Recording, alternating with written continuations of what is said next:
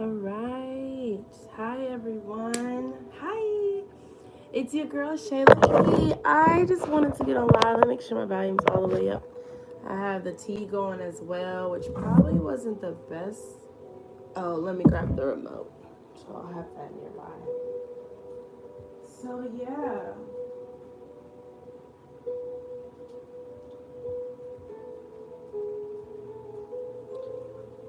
Hey, everybody. Welcome. If you jump on here, today is real mellow for me. I've been going through all kinds of moods. This Sunday. So I hope everyone is doing good. I am pretty much lounging at the house for a few more hours before I have to get ready to go teach a yoga class. So I have my hot water boiling for some tea time. Hello, it is tea time with me. Happy Sunday. Hope you're doing well. I'm honestly getting on here because let me be real. I'm having a very laissez-faire type of Sunday, and I am practicing very much giving myself grace to be okay with doing that. So, yay, you too. I'm gonna close this up a little bit because my light is very bright, which I like natural light, but I'm trying to give some sunlight to my plants and my herbs and my vegetables that I'm finally practicing growing. So I'm in my loungewear. I didn't help to the tea. Cool. There we go. That's the exact setting I'm in. Oh, yes. I am not at all trying to move today. Had things I could go to and places I could be, but every time I moved, it was like my body gravitated back to my bed. So at least I made it out to the living room at this point.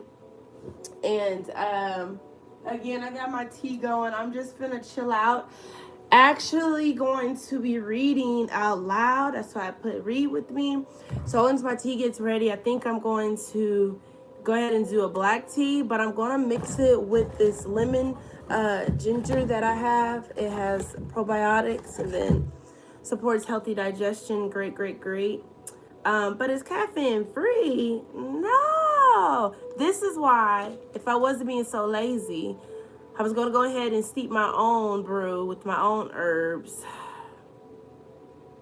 But I more so just want to sit still. So I might just do the black tea or Earl's Grey because I have, I think, a few more of those left. So, anywho, I don't know if I have a good reading voice. Some people say I have a very soothing voice, like when I teach and everything like that. But I'm not going to stress about it. Again, practicing being patient and kind to myself. So, I'm going to get a little warm because I have the heater on, like I'm for real. Yes, exactly. Thank you. But I will be reading. So for those who are on here and that rock with me and support me, I will be, I guess I'll go ahead and put it out to the universe now, besides my circle that is aware of my plans. So I have a lot of announcements to make, but today is not all about that. But I will be hosting later this year my very first book and yoga club. So it will be held every few months in my lovely sacred space that I can't wait to reveal to the world about. But the first book that we will be enjoying will be The Four Agreements. And I know it's not new to a lot of people, or it's been on the list for a lot of people as it was for me for a very long time. So part of me feeling the way I feel, I truly believe I'm going through a very much transformation type of phase in my life, specifically pertaining to just self awareness and development, and even deeper towards more of my feminine side is what I think I'm being drawn to focus on. And then for me, well, my type of relationships also will be my relationship with God. So that's just some of the things that like this body and mind is like going, like if you imagine all those beautiful lights when they do light shows and stuff, that's where I feel my mind is at and my body is at and my emotions, like, ooh, yay, emotions and hormones, like, yay. So I'm good with accepting that something's happening, right? There's a shift being inside of me that I am trying to identify with and identify within myself, so that I can practice, just my lifestyle being to be able to conform and to evolve and elevate into what that looks like for me. So I'm sure you're on your own journey and path. But today I will be reading the Four Agreements. I am into the second chapter, so if you jump on here and you like what you reading, I'm gonna put it in the comments below if I can in a second. So I won't keep repeating myself. I kind of just want to read because I'm gonna be reading anyways. Oh, and that's what I was gonna share. I was on everybody else's TikTok lives, and then I remember who I was, and I'm like, get off everybody else's lives and just focus on what you want to do, which is sit still and read, as well as might as well get on one of my platforms and do the same. So, 2 for 1. I don't know how I feel about this light, so y'all gonna see me fidgeting and playing with this because I'm a very meh bet. All right, natural light is the best light. Cool. So I enjoyed this setting. All right. I hope y'all are good. I hope everybody's well. I'm already warm, so I'm just gonna keep it halfway on and off. I got background music. I hope everybody can hear me peacefully, quietly. I'm going to just pause it for a second. I think I can and turn my stuff on Do Not Disturb because I actually was not planning any of this. So we'll see if this makes it. Maybe not. Maybe not. Maybe not. So if I get a call, I may just be ignoring. All right, cool. That's going to be what I have to do because it is not feeling me. Now I got to go ahead. Hold on.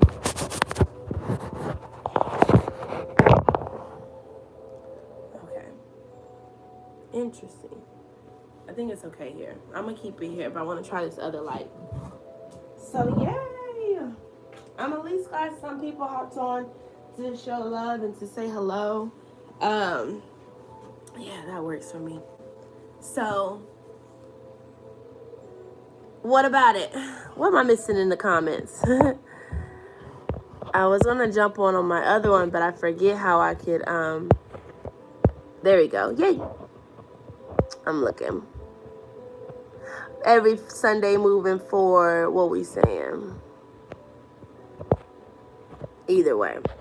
She jumped back on. Perfect. If not, keep showing love. And this might just be what I do online instead of in person. We'll see. All right. So I'm also taking notes as I will be hosting my own book club, as well as I just like to have notes for myself with different books as I'll be posting and sharing my journey. So I'm just going to go grab my pen, and I'm also going to grab my tea. So just enjoy the music.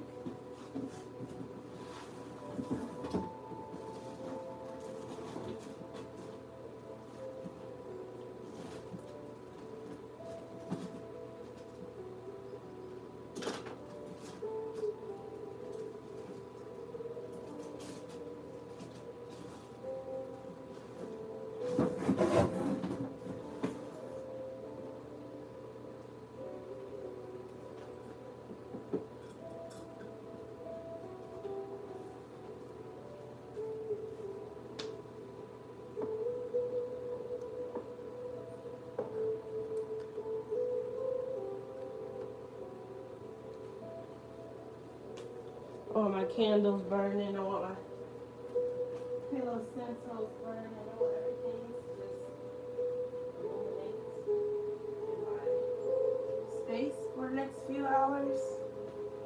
So I'm getting my tea together.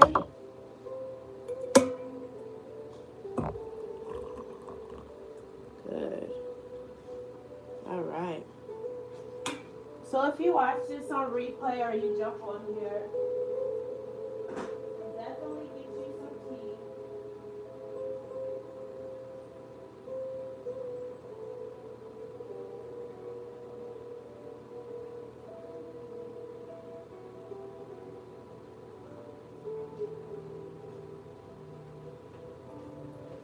All right.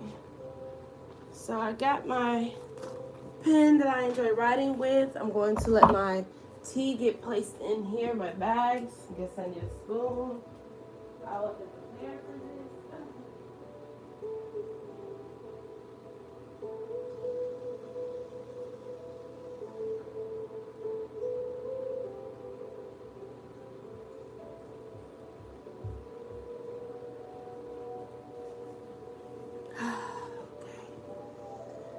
You see the steam from the water. So yes, if you jump on here, grab yourself some tea, grab yourself some coffee, whatever feels good for you, and enjoy it. This is going to be English tea time, a black tea. And then I'm going to have my honey. And I may do another cup with the lemon zinger tea or ginger tea. I'm going to leave it just black tea at this moment.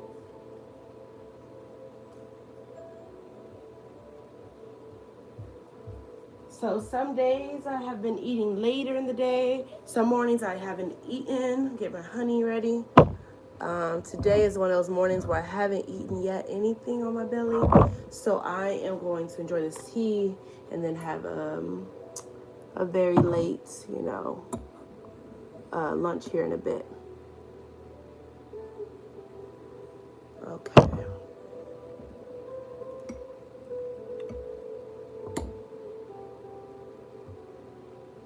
All right. Well, while that steeps in the hot water, let's get started. I am on page 30 of the 4 agreements. So let me make sure I add that into the chat as well so y'all are aware. If I can. Why they change everything? Chat options, okay. I guess I can't chat on here. Okay. So I can't. Interesting. That's okay. You'll see the text from the front.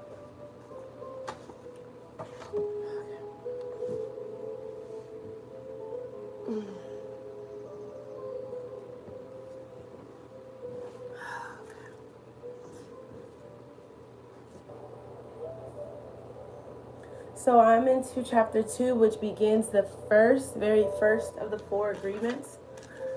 I've already taken notes into 4 pages of this chapter, so I'm not going to start over. But chapter 2 is the first agreement. So I'm going to continue on it starts in 25. I'm on page 30.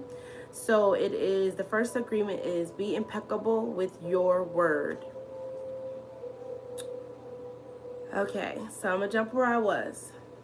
This agreement can be very tricky, causing you to do a lot of things just to ensure that you are stupid. You may do something and think to yourself, I wish I were smart, but I must be stupid or I wouldn't have done that. The mind goes into hundreds of different directions, and we could spend days getting hooked by just that one belief and our own stupidity. Then one day someone hooks your attention and uses the word, lets you know that you are not stupid. You believe what the person says and make a new agreement. As a result, you no longer feel or act stupid. A whole spell is broken just by the power of the word. Conversely, if you believe you are stupid and someone hooks your attention and says, yes, you really are the most stupidest person I've ever met, the agreement will be reinforced and become even stronger. Now, let us see what the word impeccability means. Impeccability means without sin. Impeccable comes from the Latin peccatus, which means sin. The impeccable means without. So impeccable means without sin. Religions talk about sin and sinners, but let's understand what it really means to sin. A sin is anything that you do which goes against yourself. Everything you feel or believe or say that goes against yourself is a sin. You go against yourself when you judge or blame yourself for anything. Being without sin is exactly the opposite. Being impeccable is not going against yourself. When you are impeccable, you take responsibility for your actions, but you do not judge or blame yourself.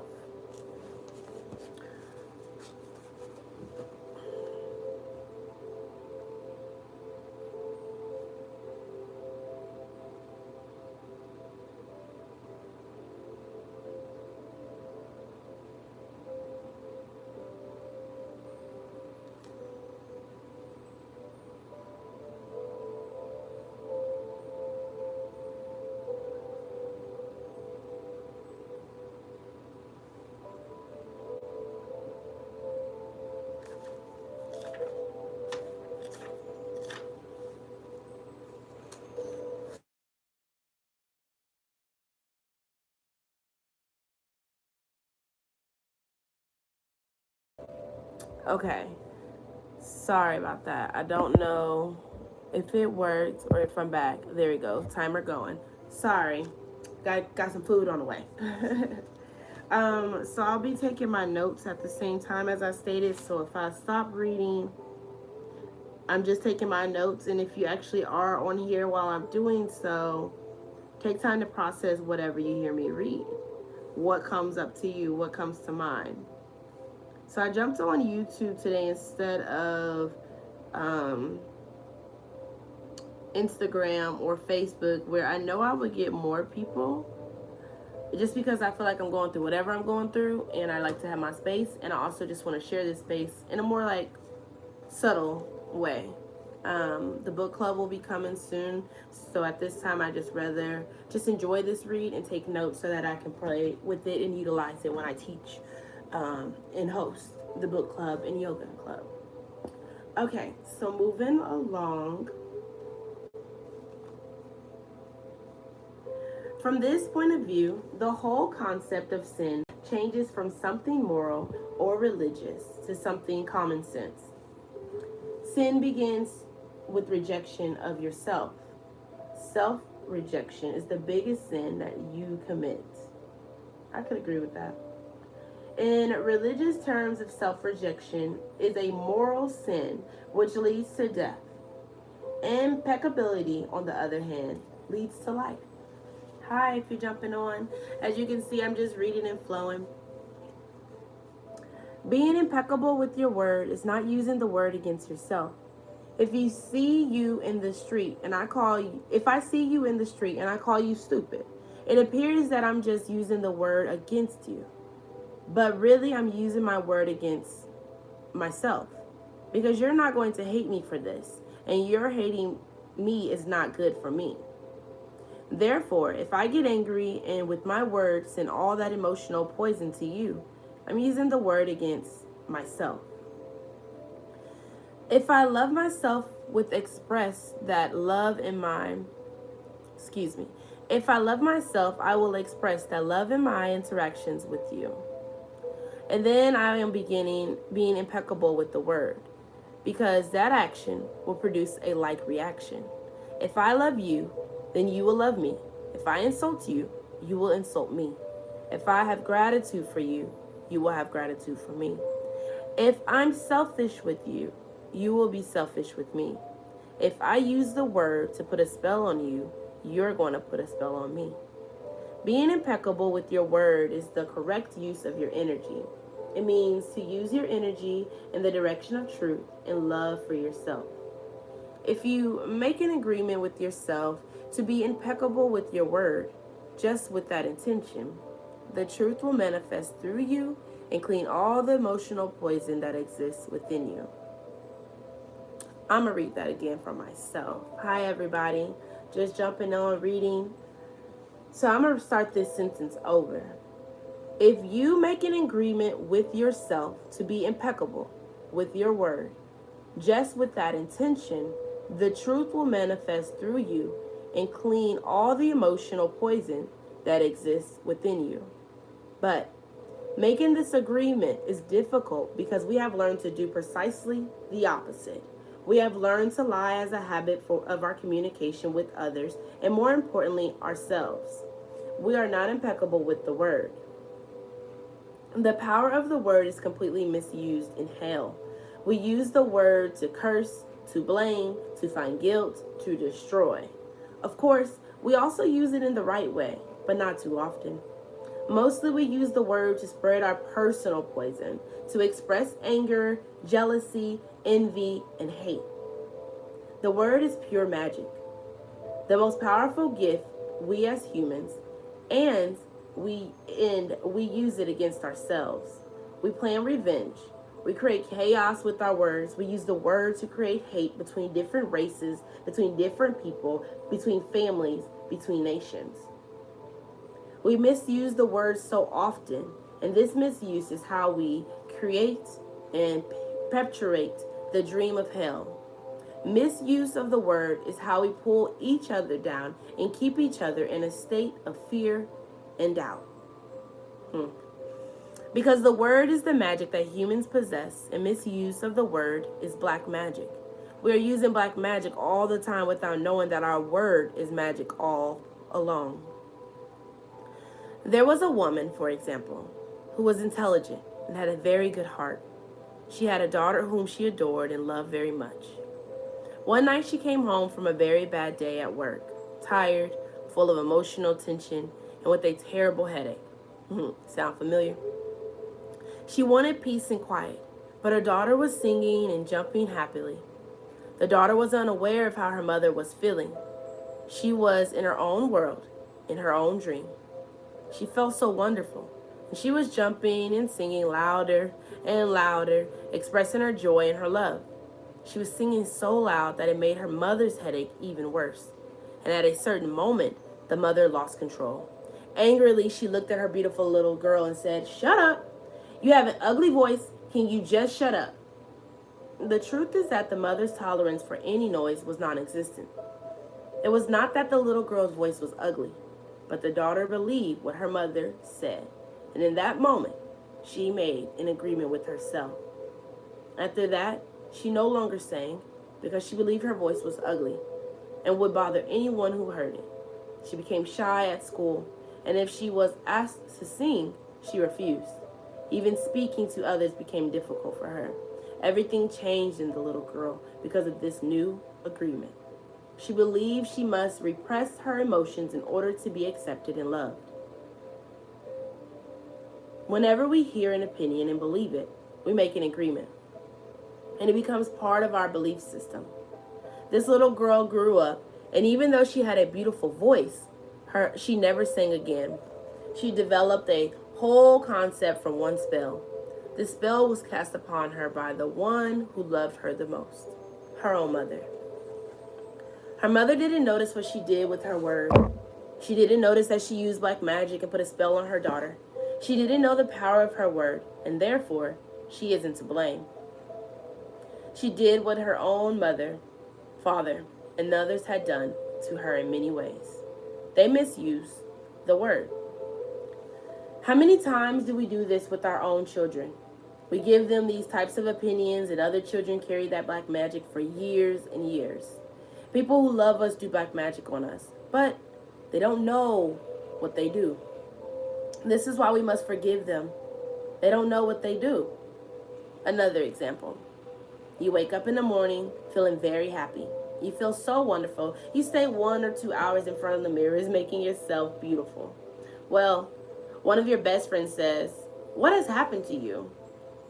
You look so ugly. Look at the dress you are wearing. You look ridiculous." That's it. That's enough. That puts you all the way down in hell. Maybe this girlfriend just told you this to hurt you. And she did. She gave you an opinion with all the power of her word behind it. If you accept the opinion, it becomes an agreement now. And you put all your power into that opinion. The opinion becomes black magic. These types of spells are difficult to break. The only thing that can break a spell is to make a new agreement based on the truth. The truth is the most important part of being impeccable with your word. The first agreement. On one side of the sword are the lies, which create black magic, and then on the other side of the sword is the truth, which has the power to break the spell of black magic. Only the truth will set us free. Looking at everyday human interactions, imagine how many times we cast spells on each other with our words. Over time, this interaction has become the worst form of black magic, and we call it gossip. Gossip is black magic at its very worst because it is pure poison. We learn how to gossip by agreement. When we were children, we heard the adults around us gossiping all the time, openly giving their opinion about other people, and even had opinions about people they didn't know.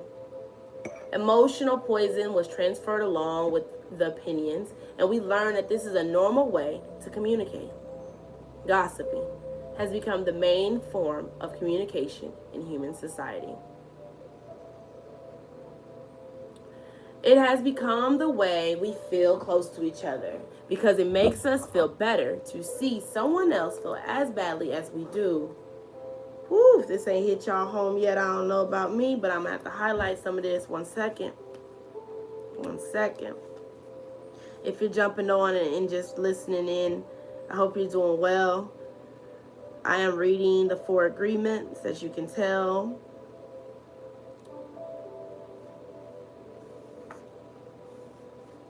Let me go back one page. There's something that rang in my head.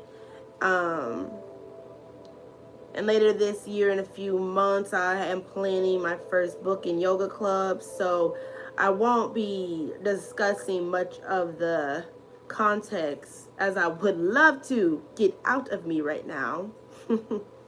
I give a little bit here and there, but I won't go into depth as much as I would like to in the book yoga club setting, which will be in person. And eventually probably will end up doing one online just like this. Okay. Good.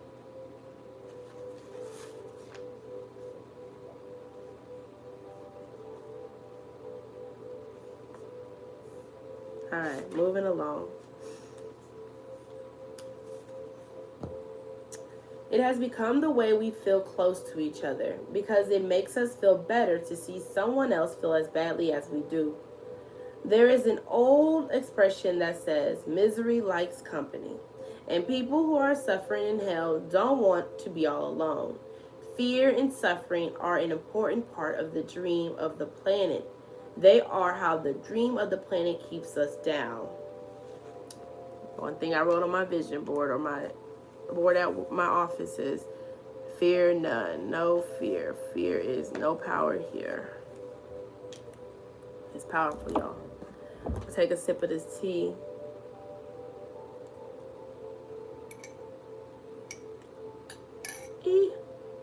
Get out of there.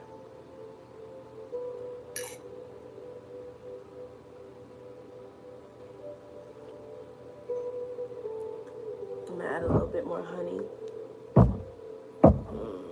More honey for the honeys. This one don't even have a flavor. It's just black tea. Oh no. Not me trying to spill.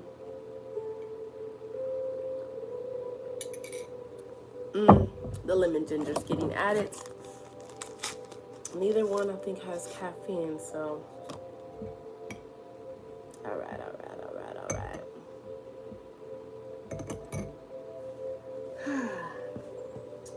Okay. Using the analogy of the human mind as a computer, gossip can be compared to a computer virus.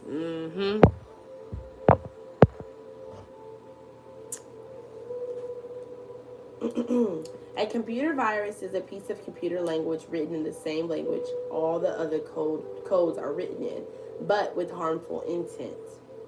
This code is inserted into the program of your computer when you least expect it, and the most of the time without your awareness. Sounds about right. After this code has been introduced, your computer doesn't work quite right, or it doesn't function at all because of the code just so messed up with so many conflicting messages that it stops producing good results. Human gossip works exactly the same way. For example, you are beginning a new class with a new teacher and you have looked forward to it for a long time. On the first day of class, you run into someone who looks like someone who took the class before and tells you, oops, let me sit this back up. Let's get that off of me. It's over warm and toasty, but I don't want to take the heat off me. Okay. All right. Back to the scenario at school. Okay. Oh, that instructor was such a pompous jerk. He didn't know what he was talking about, and he was a pervert too, so watch out. You are immediately imprinted with the word and the emotional code the person when saying this. But what you are not aware of is his or her motivation in telling you. This person could be angry for failing the class or simply making an assumption based on fears and prejudices. But because you have learned to ingest information like a child, some part of you believes the gossip, and you go into the class. As the teacher speaks, you feel the poison come up inside of you, and you don't realize you see the teacher through the eyes of the person who gave you the gossip. Then you start talking to other people in the class about this, and they start seeing the teacher in the same way, as a jerk and as a pervert. You really hate the class. As soon as you decide to drop out, you blame the teacher, but it is gossip that is to blame. Taking a moment of self-reflection here.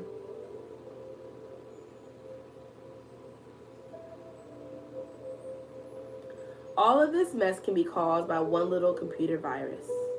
One little piece of misinformation can break down communication between people, causing every person it touches to become infected and contagious to others.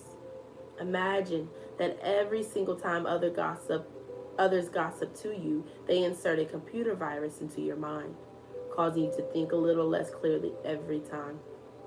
Then imagine that in an effort to clean up your own confusion and to get some relief from the poison, you gossip and spread these viruses to someone else. Now imagine this pattern goes on in a never-ending chain between all the humans on Earth. The result is a world full of humans who can only read information through circuits that are clogged with poisonous, contagious virus. Once again, this poisonous virus is what the Toltecs called the mitoti, the chaos of 1,000 different voices, all trying to talk at once in the mind.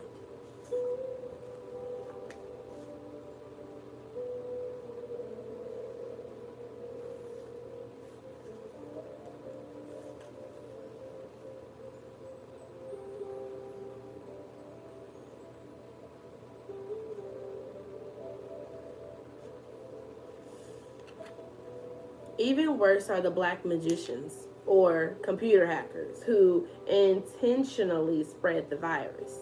Think back to a time when you or someone you know was angry with someone else and desired revenge. In order to seek revenge, you said something to or about that person with the intention of spreading poison and making that person feel bad about him or herself. As children, we do this quite thoughtlessly. But as we grow older, we become much more calculated in our efforts to bring other people down. Then we lie to ourselves and say that that person received a just punishment for their wrongdoing. When we see the world through a computer virus, it is easy to justify the cruelest behavior.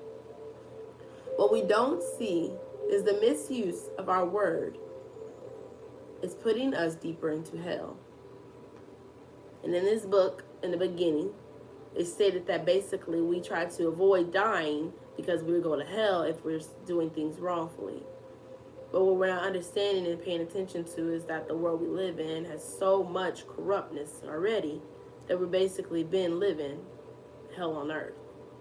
So when he puts it back into these 4 agreements, starting with this first one, be the impeccable word, be impeccable of your word or with your word, yes. If we continuously speak ill or gossip, then we're going to stay in this hell here on earth. For years we have received the gossip and spells from the words of others, but also from the way we use the word with ourselves. We talk to ourselves constantly. And most of the time we are saying things like, oh, I look fat, I look ugly, I'm getting old, I'm losing my hair, I'm stupid, I never understand anything, I would never be good enough, and I'm never going to be perfect. Do you see how we use the word against ourselves? We must begin to understand that the word is and what the word does. If you understand the first agreement, be impeccable with your word, you begin to see all of the changes that can happen in your life. Changes first in the way you deal with yourself, and later in the way you deal with other people, especially those you love the most. I like that. We must begin to understand what the word is and what the word does. Moving along. Consider how many times you have gossiped about the person you love the most to gain the support of others for your point of view. Hold on, I need a sip of tea. I wasn't ready for that sentence. When I tell y'all, life is life and over here, I gotta take a sip. Yeah.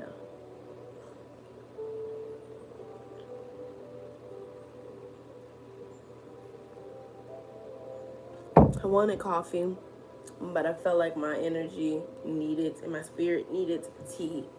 So listen to your body. How many times have you hooked other people's attention and spread poison about your loved one in order to make your opinion right? I don't think I knew I needed to be reading this book, but all right, I'm going. Your opinion is nothing but your point of view. It is not necessarily true. Your opinion comes from your beliefs, your own ego, and your own dream. We create all this poison and to spread it to others so we can feel right about our own point of view. If we adopt the first agreement and become impeccable with our word, any emotional poison will eventually be cleaned from our mind and from our communication in our personal relationships, including with our pet, dog, or cat. Excuse me. Impeccability of the word will also give you immunity from anyone putting a negative spell on you. You will only receive a negative idea if your mind is a fertile ground for that idea. When you become impeccable with your word, your mind is no longer fertile ground for words that come from black magic. Instead, it is fertile for the words that come from love. You can measure the impeccability of your word by your level of self-love. How much you love yourself and how you feel about yourself are directly proportionate to the quality and integrity of your word. When you are impeccable with your word, you feel good. You feel happy and at peace. You can transcend the dream of hell just by making the agreement to be impeccable with your word. Right now, I am planting the seed in your mind. Whether or not the seed grows depends on how fertile your mind is for the seeds of love. Right there, he's saying it. I'm doing it for you. If you are not in that place yet, I'm planting this seed so you hear what your life could be like and the possibilities. But are you going to water the seed and keep yourself fertile? Is your mind fertile enough to receive these nuggets?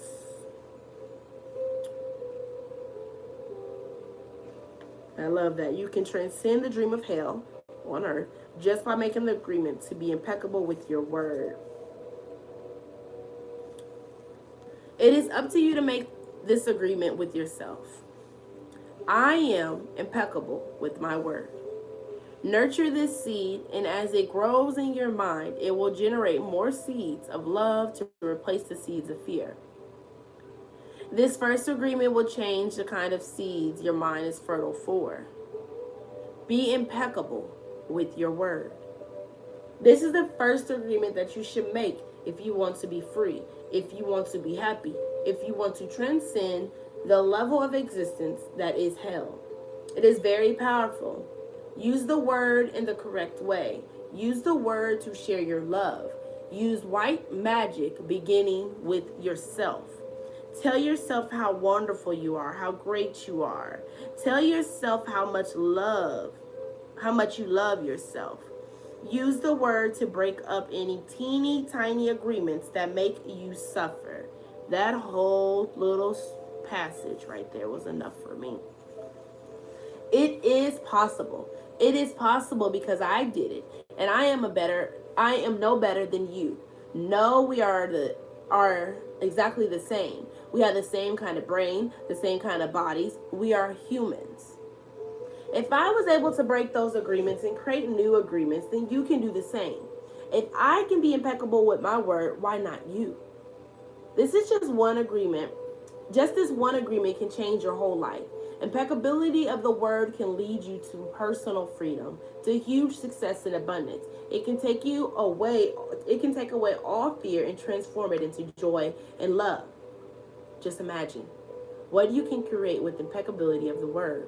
With impeccability of the word, you can transcend the dream of fear and live a different life. You can live in heaven in the middle of thousands of people living in hell because you are immune to that hell. You can attain the kingdom of heaven from this one agreement. Be impeccable with your word.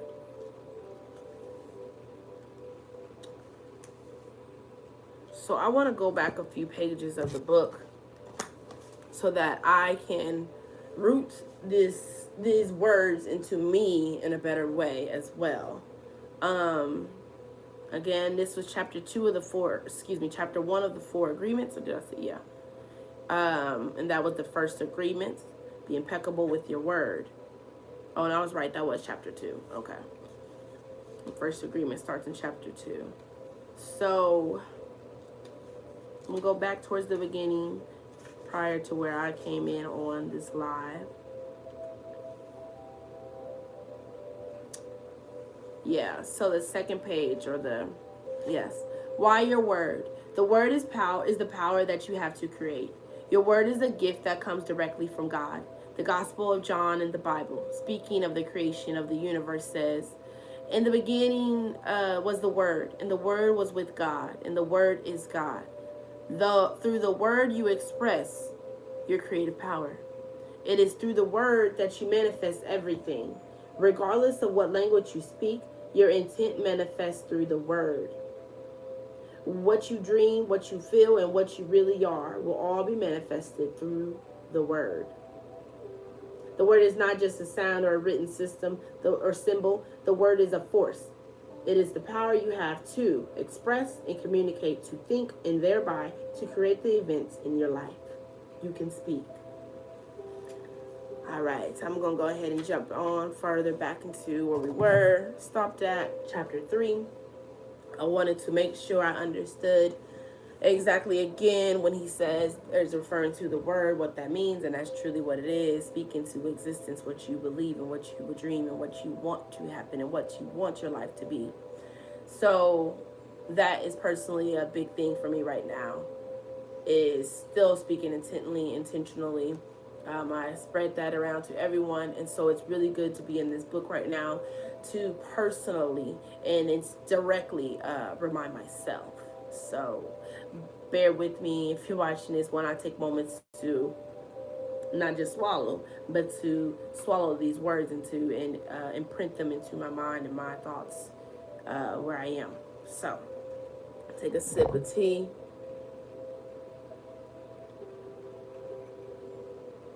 Go into the restroom if you're still with me. Come back and we'll begin chapter 3. I don't know about y'all. I'm very excited to be in this book. I mean, I've been hearing about it for years now.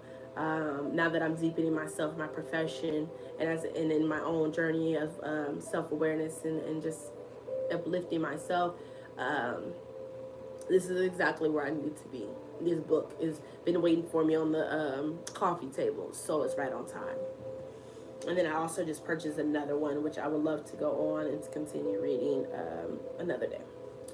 I don't know how far I'm going to get in this, but I do want to, okay, this is short, so I'm probably going to try to get through chapter 3 and then wrap it up. Chapter 3, the second agreement. Don't take anything personal. I don't know. This is realness.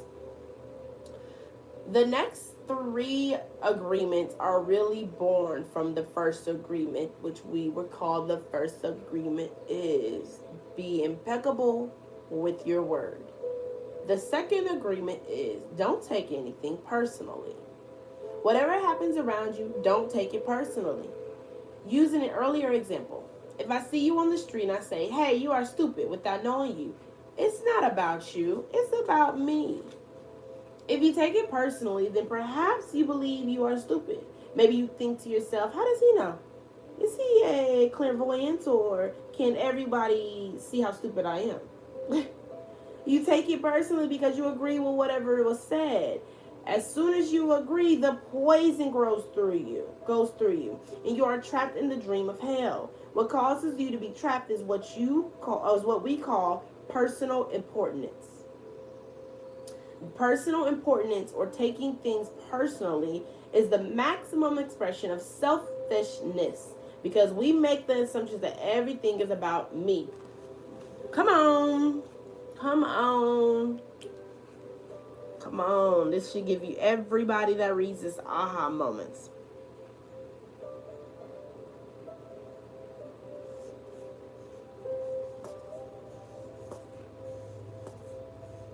During the period of our education or our domestication, we learn to take everything personally.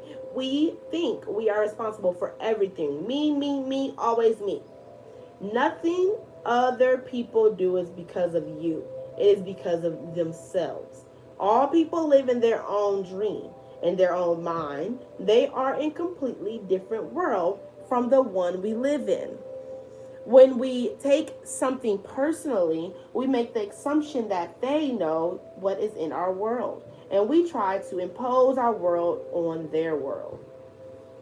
Even when a situation seems so personal, even if others insult you directly, it has nothing to do with you. What they say, what they do, the opinions they give are according to the agreements they have in their own minds.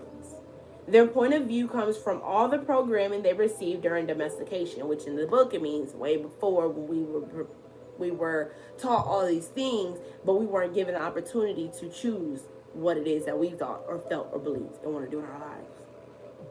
So he has put it as we've been domesticated, and went through a lot of domestication in our younger days.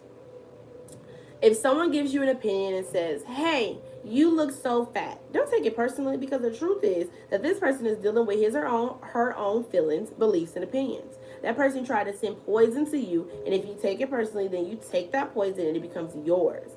Taking things personally makes you an easy prey for these predators, the black magicians. They can hook you easily with one little opinion and feed you whatever poison they want. And because you take it personally, you eat it up. You eat all of their emotional garbage, and now it becomes your garbage. But if you do not take it personally, you are immune in the middle of hell.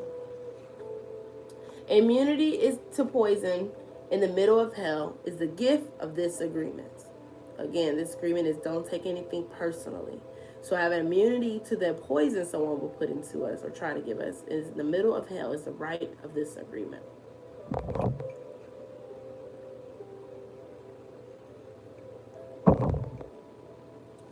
When you take things personally, then you feel offended, and your reaction is to defend your beliefs and create conflicts. You make something big out of something so little because you have the need to be right and make everybody else wrong. You also try hard to be right by giving them your own opinions. In the same way, whatever you feel and do is just a projection of your own personal dream, a reflection of your own agreements. What you say, what you do, the opinions you have are according to the agreements you have made, and these opinions have nothing to do with me. It is not important to me what you think about me, and I don't take what you think personally.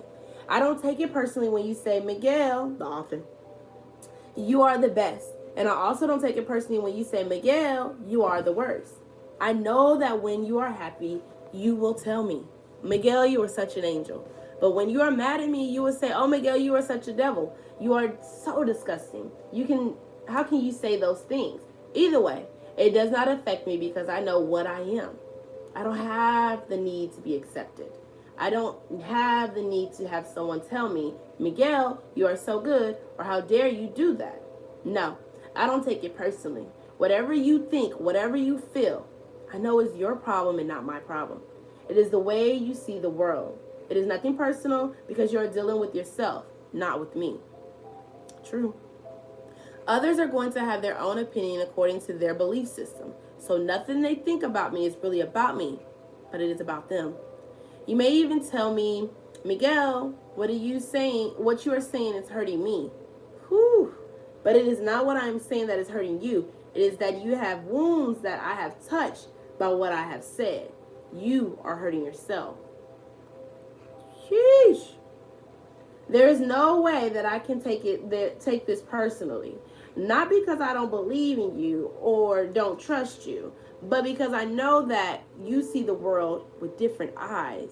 With your eyes, you create an entire picture or movie in your mind. And in that picture, you are the director. You are the producer. You are the main actor or actress. Everyone else is secondary actor or actress. That is your movie. The way you see that movie is according to the agreements you have made with life. Your point of view is something personal to you. It is no one's truth but yours. Then, if you get mad at me, I know you are dealing with yourself. I am the excuse for you to get mad. And you get mad because you are afraid. Because you are dealing with fear. If you are not afraid, there is no way you will get mad at me. If you are not afraid, there is no way you would hate me. If you are not afraid, there's no way you will be jealous or sad.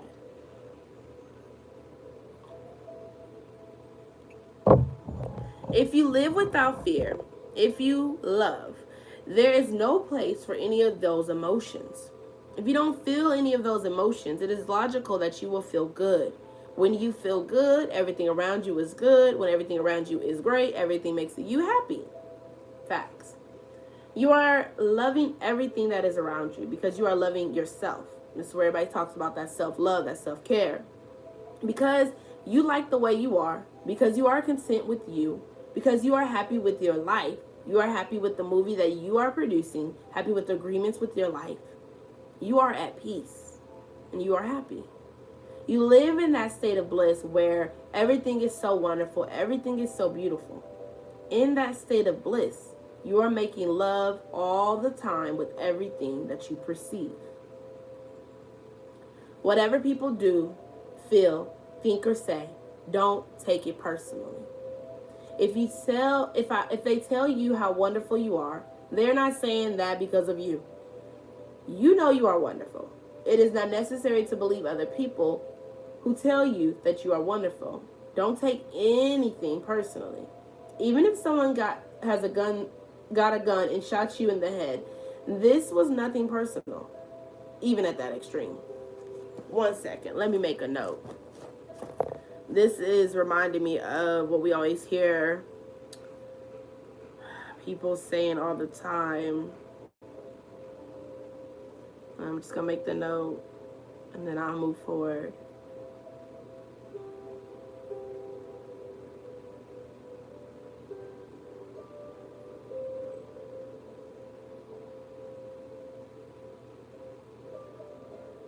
That's what I'm trying to say. It's that habit that we all have, even though we may not want to pay attention. And some people have it more heavily than some people are more like low-key with it, or should I say their vibration of it is higher, which is that that typical need for attention. And that's where Miguel hits on earlier in the book. Like I said, I wasn't supposed to be talking about it, but earlier in the book, he did hit real good on the fact of, in terms of need for attention, how we were, as he called it, domesticated at a very young age, because that's what we were taught to look forward to or feel accepted from other people if we were doing stuff right. If we're doing wrong, we knew we were going to get punished. If we did something right, okay, you get rewarded, you get a star, you get a candy, you get lunch day, you get whatever it may be that our parents, our teachers, our guardians, our caretakers, those that we looked up to and was taught by and from, we were expecting such things. So now as we getting older and we get into that young adult life, that just I'm a grown ass man or woman, it's like, oh sheesh, where do we get that from now? And that's where, as you evolve, that's where you start to feel and contemplate a lot of things that make you feel kind of weird, or make you question a lot of things, is because that's your mind, that true version of you that didn't get to grow really, is asking you those questions as well, and it's becoming more to the surface. And that's where I think I am in life right now. A lot of things is coming to the surface where it's like, yo, Do I really feel that way? Do I really think that way? Do I really enjoy this? Or is that just because what I thought was good, or what I was taught was good, or what I knew prior to this place in my life, in my journey? So, real talk, real talk. Okay, moving along. We're on page 54 of the Four Agreements, chapter 3. We're on the second agreement, which is don't take anything personally. If you're jumping on here, I just want to say hi, sending love your way. I hope you have been good. Love you too. Thank you. I appreciate you. Okay. Even the opinions you have about yourself are not necessarily true. Therefore, you don't need to take whatever you hear in your own mind personally. The mind has the ability to talk to itself. We all know that. But it also has the ability to hear information that is available from other realms. Okay, now we're talking. I can't wait to do the book club because I want to hear what other people feel, think, or see when they hear some of this stuff, you know? So like I said, I'm just doing quick highlights or jotting down notes so that I can follow back up, so that I can keep my stuff organized when I do host with this book starting off. But I can't hold off. I have to read it, and I might as well share it with y'all. Sometimes you hear a voice in your mind, and you may wonder where it came from. This voice may have come from another reality in which there are living beings very similar to the human mind. The Toltecs called these beings allies. Let me get the door real quick. My food has arrived. I got you. Okay. Got it?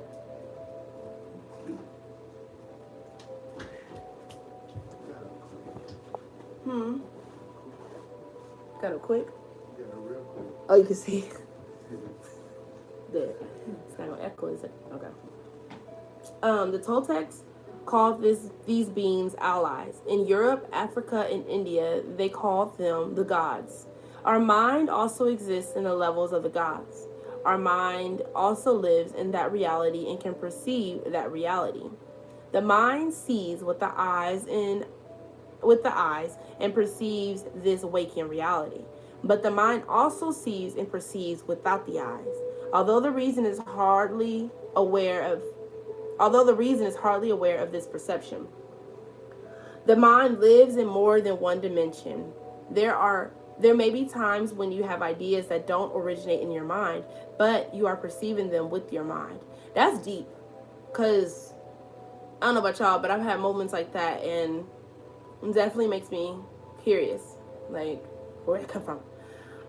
You have the right to believe or not believe these voices, and the right not to take what they say personally. We have a choice whether or not to believe the voices we hear within our own minds, just as we have the choice of what to believe and agree with in the dream of the planet, which is everybody else around us. The mind can also talk and listen to itself. The mind is divided as your body is divided. Just as you can say, I have one hand and I can shake my other hand and feel the other hand. The mind can talk to itself. Part of the mind is speaking and the other part is listening. I do believe on that part, for sure, for sure. It is a big problem when 1,000 parts of our mind are all speaking at the same time. This is called mitoti. Remember? Thousands of voices and trying to be able to center and focus on one. The mitoti can be compared to as a huge marketplace where thousands of people are talking and bartering at the same time. Each one has different thoughts and feelings. Each one has a different point of view. The programming in the mind, all of those agreements we have made, are not necessarily compatible with each other. Every agreement is like a separate living being. It has its own personality and its own voice. There are conflicting agreements that go against other agreements, and on until it becomes a big war in the mind. The mitoti is the reason humans hardly know what they want. Again, mitoti is basically 1,000 voices in the head telling you to do all of these things, and you're trying to figure out and decipher what that is that you're trying to hear and listen to. That's why, aka, we go into meditation or we go into prayer, silence the thoughts. So what we're saying here is that's why we don't know what we want. Facts. Indecisive at its finest. Sorry. They don't agree with themselves because there are parts of the mind that want one thing and the other parts that want exactly the opposite. Some part of the mind has objections to certain thoughts and actions, and other parts support the actions